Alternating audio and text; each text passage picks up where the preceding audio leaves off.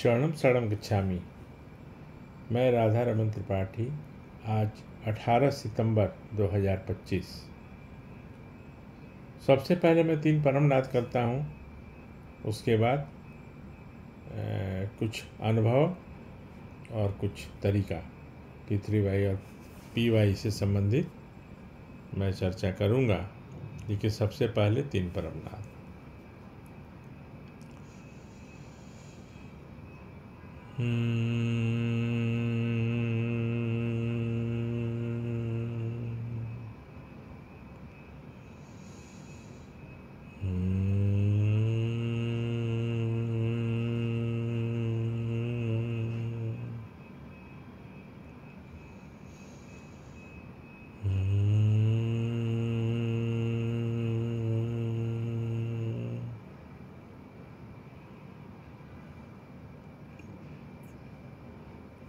चरणम शरणम गच्छामि।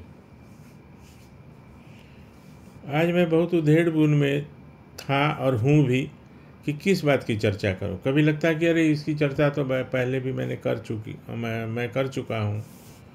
लेकिन ऐसा नहीं है। अभी बहुत सारी बातें हैं जो अभी बताने योग्य है और वो हज़ारों में है, सैकड़ों में नहीं, हज़ारों में। तो बहुत देर से मैं इसी उधेड़-बुन में बैठा था। 30 मिनट से सोच रहा हूँ और अनेक बातें भी। तो आज मैं सोच रहा हूँ अभी की एक ज्वलंत समस्या है। बच्चे हमारे स्कूल कॉलेज की पढ़ाई ख़त्म करके और उच्च शिक्षा के लिए, चाहे वो इंजीनियरिंग हो या मेडिकल हो या उस तरह की, या लॉ की पढ़ाई के लिए, मतलब घर से माता पिता को छोड़ के पहली बार जब जाते हैं तो उनके ऊपर ज़्यादा कंट्रोल या उनके साथी सहपाठी जो साथ में पढ़ते हैं, हॉस्टल में रहते हैं, ज़्यादातर उन लोगों के साथ रहना पड़ता है। तो वो जो एक अवस्था होती है जो पहली बार घर छोड़ के जाते हैं, तो उस समय अपने मन को काबू में रखने का बहुत ही ज़रूरत होता है। वैसे कहना आसान है, मन को काबू में अर्जुन भी नहीं रख पा रहे थे और उन्होंने श्री कृष्ण भगवान से उन्होंने याचना की। गीता के 6ठे अध्याय में, वैसे गीता का अध्ययन करना कोई ख़राब नहीं है, उससे बहुत सारी बातें अच्छी चीज़ें मिलती हैं हम लोगों को। तो उसमें है कि 6ठे अध्याय में श्री कृष्ण ने कहा कि अपने मन को काबू में रखो, और अर्जुन ने कहा कि भगवान, जितना मैं काबू में रखने की कोशिश कर रहा हूँ वो उतना ही ज़्यादा चंचल होता जाता है। तो उन्होंने योग से इसको बस में किया जा सकता है, ऐसा भगवान श्री कृष्ण ने कहा। तो अब हम लोग तो उससे ऊपर की चीज़ परम योग कर रहे हैं। अब समझिए, हम लोग क्या कर रहे हैं? परम योग।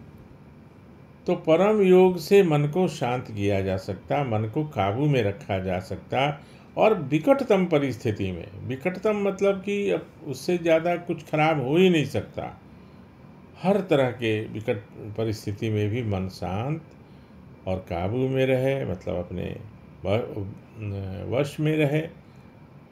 इसके लिए परम जी ने बहुत ही अच्छा तरीका बनाया, और वो है परम योग। तो जब बच्चे जाएं या जाने लगें या जाते हैं हॉस्टल पहली बार, मेरे समक्ष 2-3 तो ऐसे उदाहरण आए हैं। उदाहरण मतलब कि मैं डील भी कर रहा हूँ कि हॉस्टल जाने के बाद उनका स्वभाव, क्योंकि उनको बचपन से जिनको मैंने देखा है, और उनमें अभी जो परिवर्तन आया है वो बहुत ही आसमान ज़मीन का अंतर है। मैं सोच भी नहीं सकता हूँ कि ऐसा कैसे और क्यों हुआ, इसके पीछे क्या है। तो गार्जियन बहुत परेशान हो जाते हैं, तरह तरह के भ्रम में भी रहते हैं, पूजा पाठ ये वो करते रहते हैं, इधर नारियल गाड़ो, इधर ये फेंक दो, ऐसा सब। तो मेरे पास भी कुछ लोग जो संपर्क में आते हैं, तो एक तो ऐसी नौबत ना आए, ऐसा अवसर ना आए, उसके लिए सबसे पहले एक पत्र करना चाहिए माता पिता को भी, और बच्चे से भी एक करवाना चाहिए। बच्चे से तो वो होगा क्या, तो माता पिता कैसे करेंगे, तो परमं शरणं गच्छामि, हंसं शरणं गच्छामि, अद्वैतम शरणं गच्छामि, आनंदम शरणं गच्छामि, शरणं शरणं गच्छामि। हे परम जी, मुझ पर कृपा करो। सिर झुकाकर परम जी को नमस्कार करता हूँ या करती हूँ। मेरा बच्चा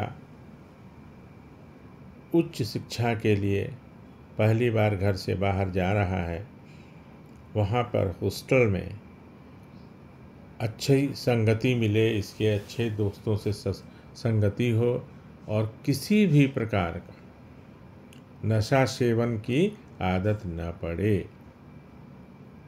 अच्छे से पढ़ाई करें जिससे स्वास्थ्य अच्छा रहे, नशा के फेर में न रहें और बुरी संगत से दूर रहें।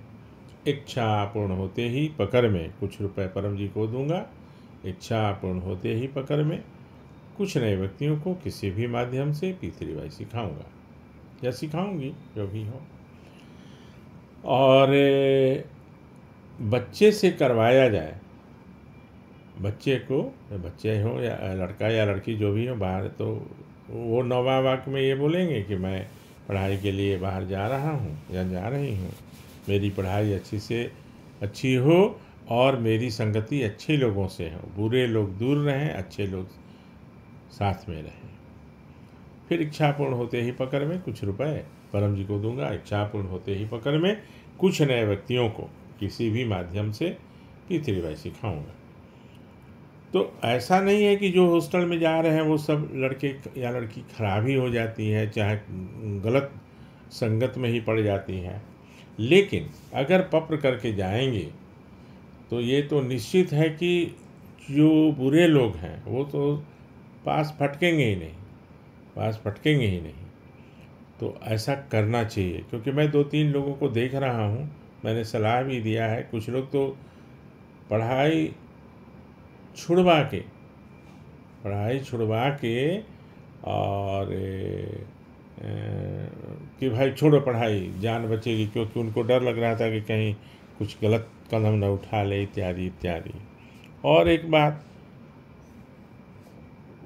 दबाव में बच्चों को रखते हैं ज़्यादा, क्योंकि हर बच्चे की एक कैपेसिटी है। हर बच्चा फर्स्ट नहीं करता है, हर बच्चा टॉप नहीं करता है, हर बच्चा, क्योंकि उसकी एक कैपेसिटी भी है। तो अब सब हम लोग में मैं भी हूँ, मतलब कि जो गार्जियन हैं वो बच्चे पर दबाव बनाए रहते हैं, ऐसे पढ़ो वैसे पढ़ो, इतना नंबर लाओ, यहाँ पढ़ो। अरे भाई ठीक है ना, मैंने तो देखा है कि एक साधारण सी इंजीनियरिंग कॉलेज से पढ़ा हुआ बच्चा और कहाँ से कहाँ उसका नाम हो रहा है, वो अच्छा काम कर रहा है। ऐसा नहीं कि कोई पर्टिकुलर कॉलेज या कोई पर्टिकुलर स्कूल में पढ़ने से ही वो बच्चा बहुत अच्छा पढ़ाई करेगा, ऐसा कुछ नहीं है। सबसे है कि अच्छे नागरिक बने, अच्छे संस्कार, अच्छे चरित्र के साथ वो अपना जीवन शुरू करें, वो बहुत इम्पोर्टेंट है। क्योंकि ये आज के लिए बहुत ज़रूरी है कि हमारा बच्चा संस्कारी हो, चरित्रवान हो और कोई भी तरह के सामाजिक कुरीति से दूर हो। तो आज मेरे दिमाग में ये बात आई और अभी ज्वलंत है, ये सब चलते रहता है। तो परम जी से मेरा निवेदन कि सब ठीक रहे।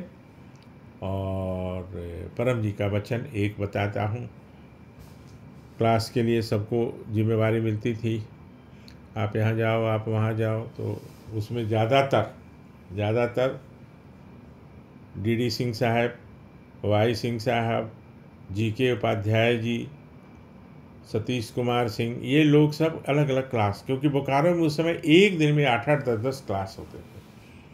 तो मैं भी आया, मैं भी क्लास लेता था। तो मैं सब बात बताता था परम जी को कि इतने लोग आए, ये हुआ, ऐसा हुआ, ऐसा। तो मैंने कहा कि परम जी आज बहुत कम लोग आए थे क्लास में। तो उन्होंने बड़े अच्छे से समझा दिया कि देखो, इसके लिए चिंता कभी मत करना, क्योंकि हीरे के दुकान में, देखिए परम जी की वाणी इतनी अच्छी थी और इतना वो मेरे मन में घर कर गई कि डायमंड, जहाँ हीरा मतलब डायमंड, तो उसके दुकान में भीड़ कम रहती है और मछली बाज़ार में भीड़ ज़्यादा रहेगी। उनका इशारा था कि अच्छी चीज़ों के लिए कम लोग आएंगे, क्योंकि उनको कव्वाली ज़्यादा पसंद है। सत्संग कितने लोग करने आते हैं? एक जगह अगर राम कथा हो और दूसरे तरफ कोई कव्वाली का आयोजन हो, तो आप स्वयं जांच लीजिए कि कहाँ कितने लोग आएंगे और जाएंगे। तो एक दिन की बात ये भी थी। बस एक लाइन का परम जी ने बताया कि हीरे के दुकान में लोग कम आएंगे और मछली के बाज़ार में ज़्यादा। तो इसलिए इसमें सोचने की बात नहीं है, चिंता की बात नहीं है। आप लोग लगे रहना, आप लोग लगे रहना पृथ्वीबाई से, तो विश्वव्यापी बनोगे और राष्ट्राध्यक्ष भी साष्टांग करेंगे। कितनी बड़ी बात, और वो चाहे मुस्लिम क्यों भी ना हो। ये 3 बातें परम जी ने बताई हैं। मेरा आप लोगों से भी निवेदन है, पृथ्वीबाई का प्रचार जहाँ है वहाँ करते रहिए। अगर मेरी थोड़ी भी कहीं ज़रूरत हो तो मुझे बताइए, मैं स्वयं भी हाजिर हो जाऊंगा। वैसे मेरा है कि जो जहाँ है वहाँ लोकल में स्थानीय रूप से वहाँ पर वो प्रचार करें। तो इतना कहते हुए आपका दिन शुभ रहे, परम जी की कृपा बनी रहे, आप अधिकतम निरोग रहें, दीर्घायु हों, और आपसे विदा लेता हूँ। फिर कल मिलूँगा। चरणम शरणम गच्छामि।